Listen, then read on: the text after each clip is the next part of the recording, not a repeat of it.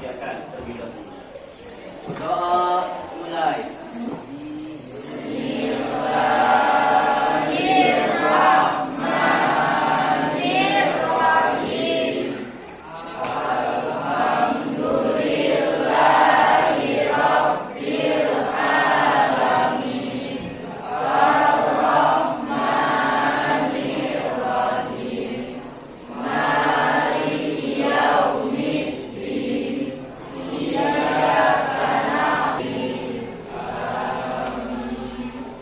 Biar lebih semangat, mari kita menyanyikan lagu Indonesia Raya. Ya, yang memimpin silakan. Yang lain berdiri, tangannya dibuka. Ada semangat ini ya, biar kita tambah semangat. Hiduplah Indonesia Raya.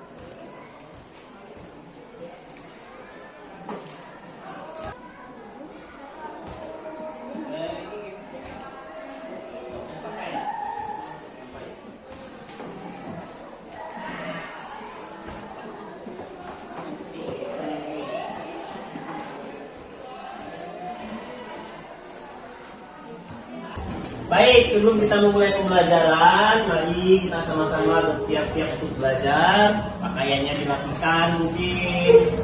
Ada sampah di bisa dibuang keluar. Topik kita hari ini yaitu tentang kebinekaan global. Pembahasan kebinekaan global. Judulnya Epson, bukan ya? Dunia yang berwarna. Ntar lagi dia tampil.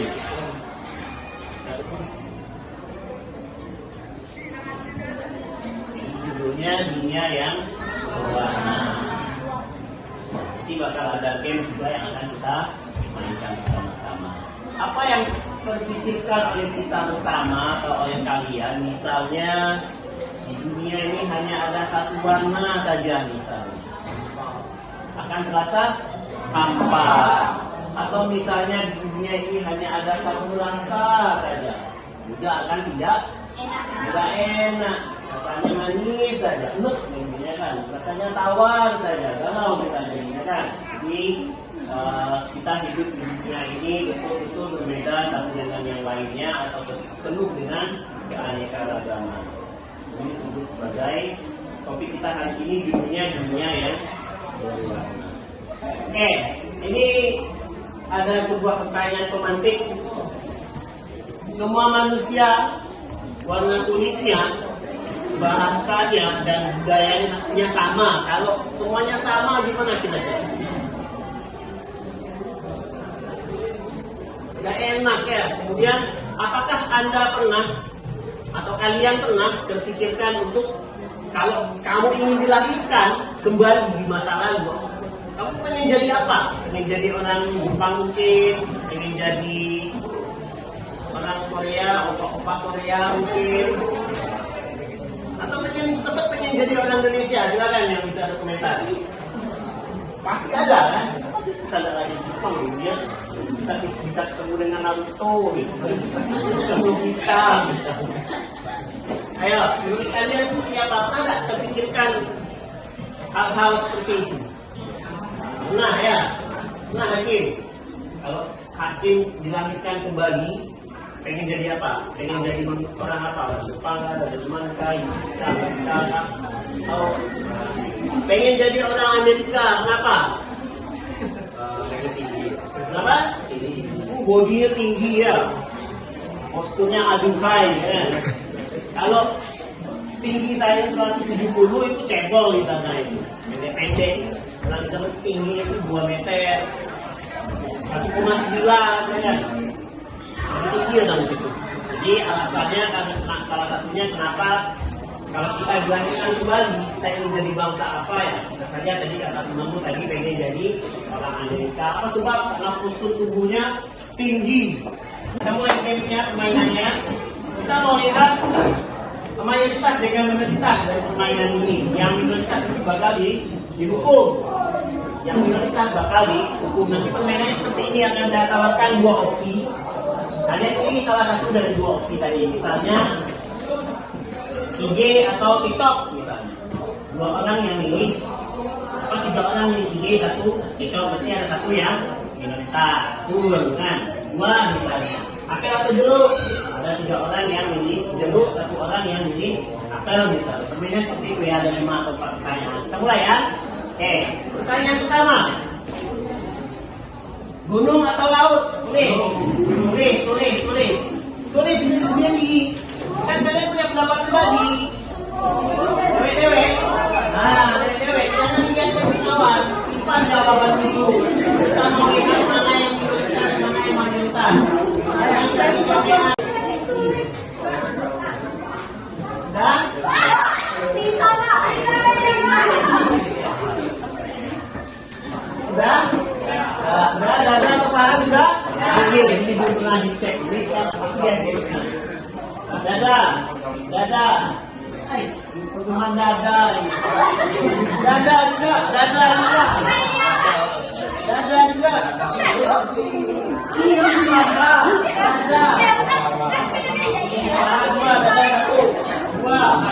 Ya, nanti minoritas paha. Ini dada sisanya paha. Ini minoritas ya. Ada 1 minoritas dengan kelompok ini ada 2 yang minoritas. Oke, tangan kita semua lagi. Nah, maksud saya ini ya.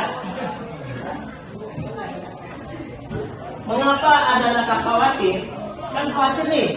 Pada saat kita nulis jawaban, mungkin dari mungkin kawannya kan timbul rasa khawatir kan? Kenapa muncul rasa khawatir itu? Karena siswa dan siswi sekalian, saya ulangi lagi ya, keanekaragaman atau keberagaman itu mutlak adanya, niscaya adanya. Ini adalah sebuah kenyataan yang tak bisa kita hindari.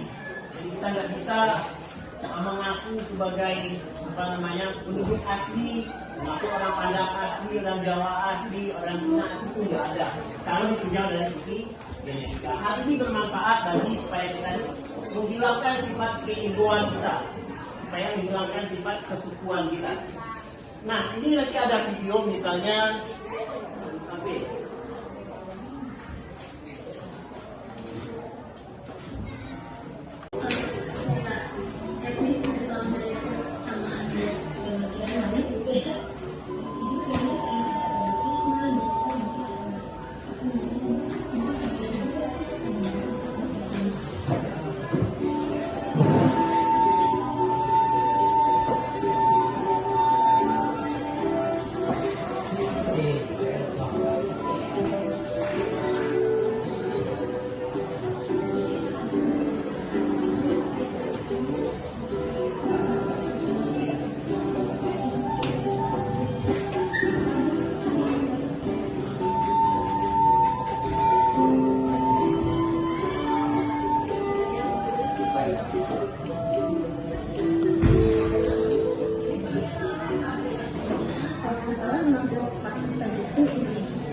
Filipina sama Malay, lalu hidup di kabupaten Thai dan Kamboja, lalu satu kecamatan itu Myeong. Kalau secara genetisnya ya, misalnya saya orang Padang asli bisa, mesti harus tes secara DNA. Sebagaimana tadi Najwa Shihab yang keturunan Arab, tetapi ketika dilakukan tes DNA malah ke Timur Tengahannya hanya 13,berapa% dari itu, sisanya berasal dari Cina dan lain sebagainya. Itu menunjukkan bahwasanya tidak ada lagi istilah pribumi asli atau pendatang, tidak ada lagi istilah itu seharusnya. Jadi tadi berbeda-beda memang sebuah keniscayaan. Karena bahwasanya orang Indonesia itu sendiri adalah pendatang di sini. Orang Indonesia adalah pendatang. Pendatang dari mana? Dari Afrika, dari penelitian yang tadi. Oke, kembali ke sini topiknya. Kalau tadi ragam manusia, maka hari ini selanjutnya kita bahas tentang ragam bahasa. Jadi di dunia ini ada berbagai macam ragam bahasa. Misalnya tanda, kalau di sini apa namanya? Oke ya. Nih, kalau di Amerika benar oke. Yo, aku nak balik lagi balik kau nebek. Oke, Amerika juga sama. Kemudian kalau di Brazil kita ngomong ini, itu berarti kita menghina dia. Jadi ini yang disebut sebagai ragam bahasa. Di Inggris juga oke. Kalau di Rusia kita kasih kode seperti ini, kosong. Udah bakso bang, kosong. Bakso kosong ada bang, kosong. Kalau Jepang ini adalah uang, bukan kosong, uang ini. Ini disebut sebagai ragam. Tadi ada ragam manusia, kemudian ada ragam bangsa, kemudian ada ragam bahasa. Nah, siswa dan siswi sekalian, kemudian ada lagi keragaman tingkat kecerdasan. Mengapa kalian diutus dari rumah oleh ayah dan bunda dari rumah ke sekolah dalam rangka berbaur, bukan hanya dalam rangka meraih pendidikan, tapi berbaur dengan kawan-kawan yang berbeda, dengan latar belakang berbeda, tingkat kecerdasan. Dengan adanya keberagaman ini akan menimbulkan persaingan yang sehat, diharapkan seperti itu ya. Misalnya keragaman pemikiran, pandangan dan pergaulan akan memperkaya cara kita dalam berpikir dan bijak dalam bertindak. Kemudian orang yang memahami keragaman budaya akan lebih menghargai dan berempati terhadap budaya orang lain.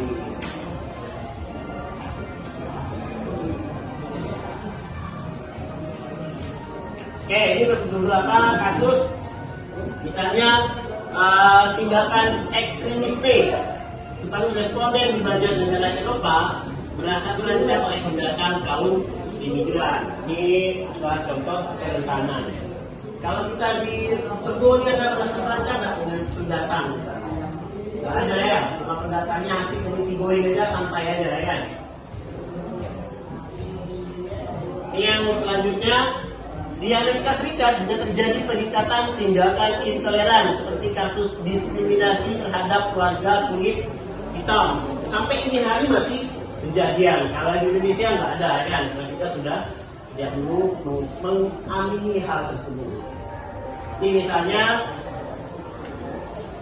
ratusan ribu orang Rohingya meninggalkan negaranya untuk menyelamatkan diri dari serangan ekstremis budaya. Kemarin yang saya nonton berita, mereka udah dari kapal udah nyebrang masuk ke Indonesia, nyampe di Aceh, tapi orang Aceh nggak mau nerima.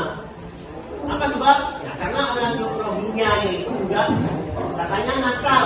Orang Aceh itu nakal, banyak yang lain, banyak yang melakukan pelanggaran terhadap norma-norma yang berlaku di Aceh. Karena kita pahami Aceh itu kan daerah istimewa di situ. Ternyata mereka melakukan pelanggaran dan ditolak lagi oleh orang Aceh. Oke, ini ada 5 kunci sukses di abad 21. Salah satunya yaitu tadi yang sudah kita bahas. Kita memahami wawasan kebangsaan global. Kita harus bersedia berbeda antara satu dengan yang lainnya. Kita harus bangga dengan diri kita, apapun warna kulit kita, seperti apapun mata kita, mau pipit, mau busar, mau pesek, mau mancung, mau keriting, mau lurus, terserah. Gak ada soal kita dalam perbedaan-perbedaan tersebut. Ya.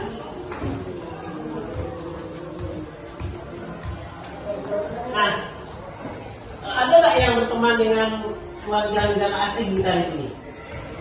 Kalau dengan teman di luar wilayah Indonesia ada ya, mungkin temannya di Jambi, mungkin di Padang, mungkin di Palembang ada. Kalau yang punya teman Jepang mungkin. Ada nggak?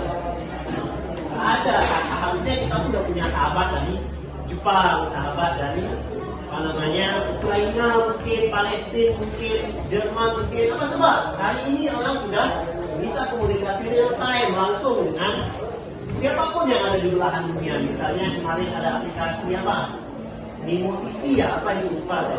Ome TV, siapa yang Kinaki banyak kenal di luar negeri ya.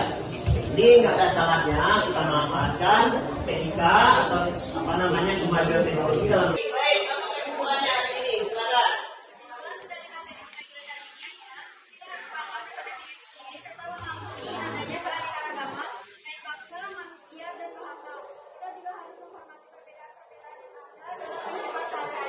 Ya, saya berikan emas buat